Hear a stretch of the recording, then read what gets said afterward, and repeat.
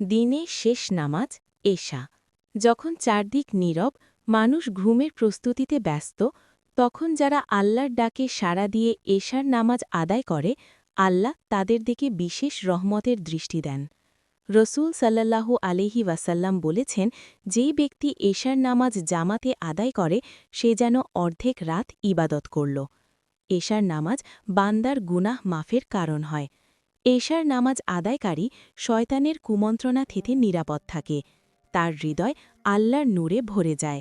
এশার নামাজ পড়লে জীবনে আসে বরকত, হালাল রিজিক সহজ হয়, পরিবারে নেমে আসে শান্তি। এশার নামাজ কবরের অন্ধকারে নূর হয়ে যাবে।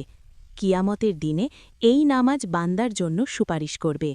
যারা কষ্ট করে ঘুম ছেড়ে এশার নামাজ পড়ে, আল্লাহ তাদের ভালোবাসেন, কারণ তারা আল্লাহকে সবকিছুর উপরে স্থান দেয়।